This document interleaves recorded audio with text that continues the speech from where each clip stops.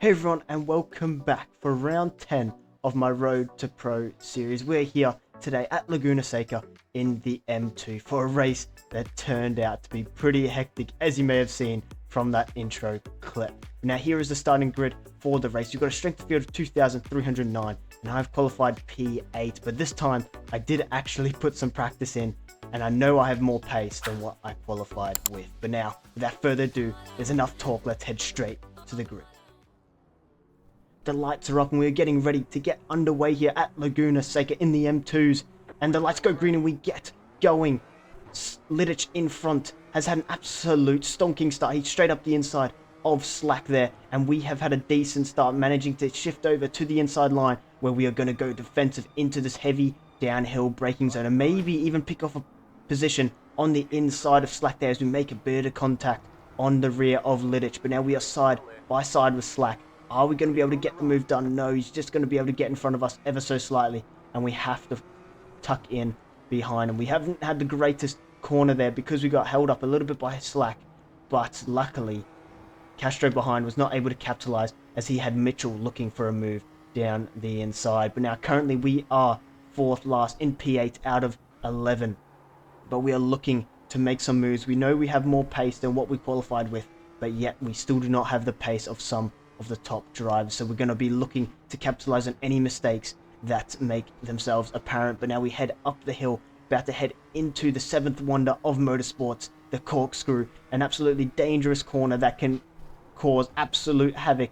And here we go, keep it nice and tight. Castro almost having a look down the inside, but almost also hitting us in the rear there as we headed down into the corkscrew. But now we follow through this quick left hander and we better make the second last corner here, the right downhill banking corner, as we head to the final sharp left-hander here. And we have managed to maintain P8.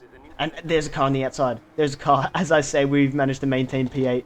We have now, in fact, moved up a place into P7, and we are only losing 6 iRating, so it is not looking too bad. But that was one of the top drivers, one of the quickest guys on track that just got spun. So he's going to be coming through the pack. But let's take a look at what happened then into the final corner.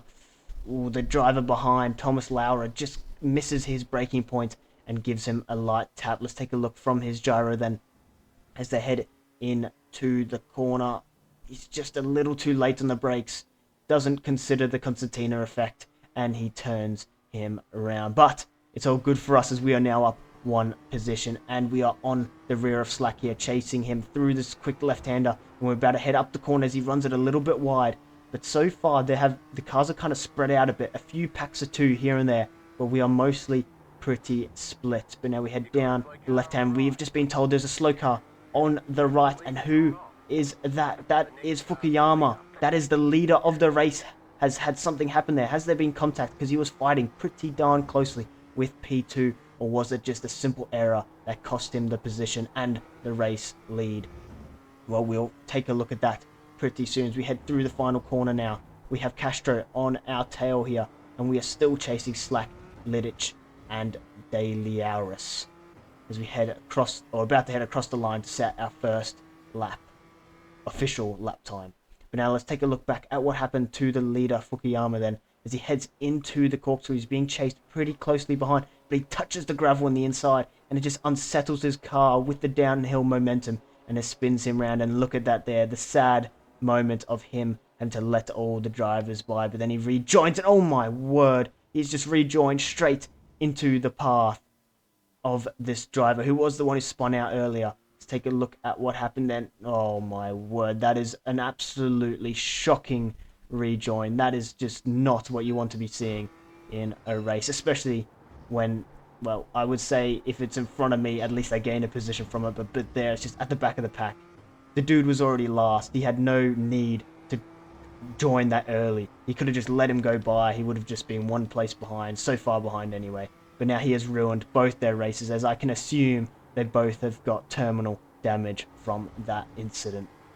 But now we are currently P6, gaining 11 iRating within a shout of the top 5 as well, even the podium positions, as we have Slack in 5th, Lidic in 4th, and De Laurus in 3rd up in front, and they're not too far ahead at all. 3 seconds the leading car of this pack, and that is definitely time that we can gain as we head through these corners. They are going to be fighting, and that is what I'm going to look to capitalize on. But I've got to be wary of Castro behind, who is definitely putting me under some pressure, and he is hunting me down. He's looking for this P6. But now we head on to lap 5, and the drivers in front are still nice and close. DeLauris has managed to pull a little bit of a gap now, about a second to Lidic. But Lidic and Slack themselves are fighting very closely. About 2/10, 3/10 separate them as they're heading up the hill. Is Slack going to get an opportunity down the inside of Lidic? He's looking for it. Lidic gives him a squeeze, but he doesn't go for the move. He opts to... Oh no, he does. He does go for the move, and they're side by side through the corkscrew. And Slack gets the move done. Very, very good move. Lidic goes to swing down the inside, but he's lost it. There's been a bit of contact, and Lidic has gone round. We'll take a look back at that in a second, but look behind us. We are under pressure from Castro, and he is going to be looking for a move down the inside into the final corner, so we have to go defensive. We have to look to maintain our top 5 position as we keep it tucked to the apex, keep it nice and tight, and we manage to get through the corner all right. But now Castro is only going to be 2/10 behind us as we head into turn 1. So we are definitely going to have to go defensive here in this downhill braking zone, and yes, we do. Castro goes a little bit around the outside. He looks to tuck back down the inside on the apexes, but we just keep it nice and tight, not letting him have any opportunity to put his nose down the inside and even maybe cause an accident. We do not want that. We want to give him as little incentive to do so, so we keep it nice and tight to the apex. But then here is what happened to Lidic and Slack here as they head through the corkscrew.